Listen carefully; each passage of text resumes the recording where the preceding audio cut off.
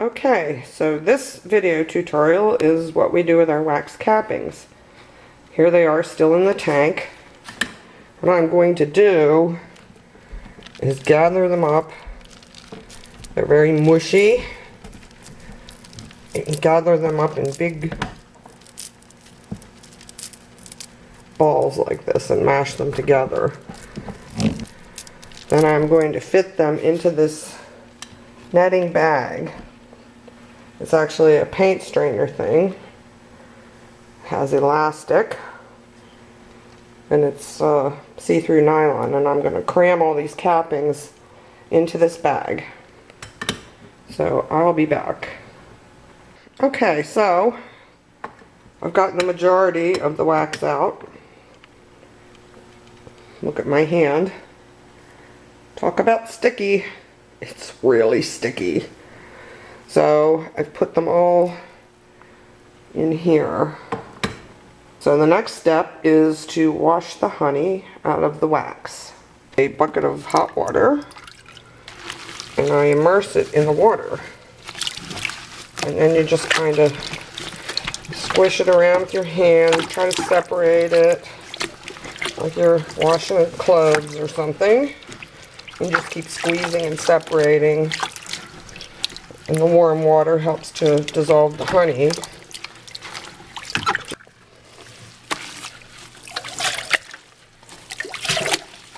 You can see the water isn't quite as dark.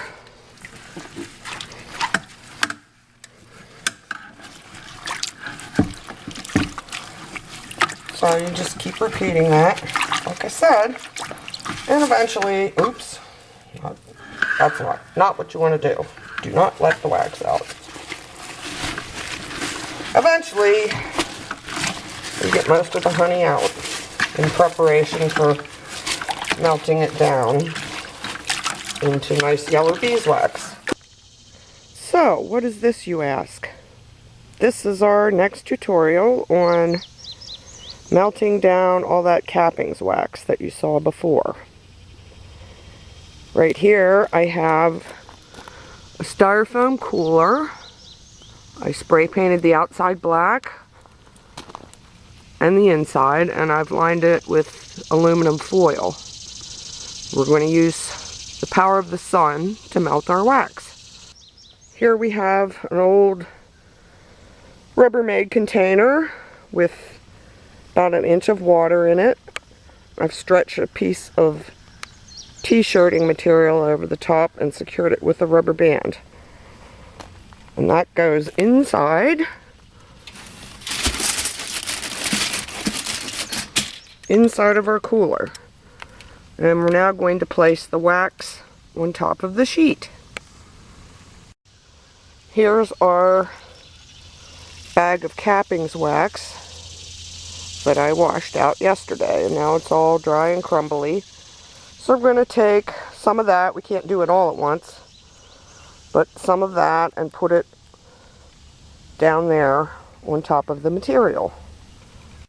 So there's the wax cappings all dry and crumbled up, and I'm going to also add these cool pieces of comb that we've gotten from the hive.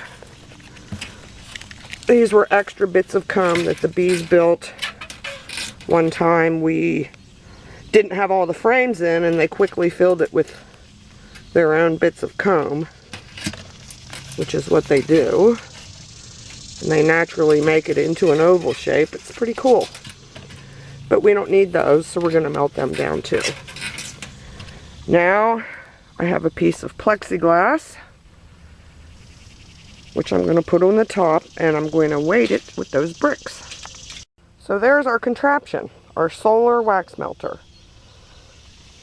Right here is the little bit of cappings wax. I couldn't fit it all in there at once, but as it melts I'll add to it.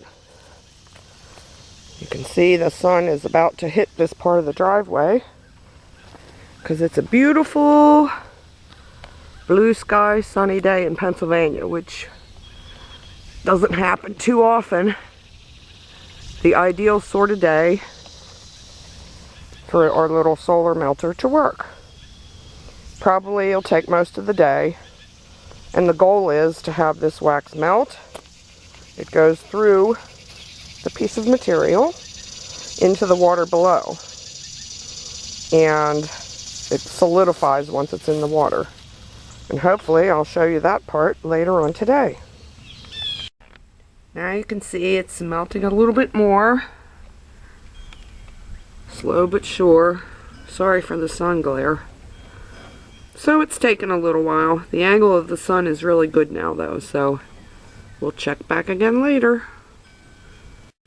Okay, so it really melted down a lot now.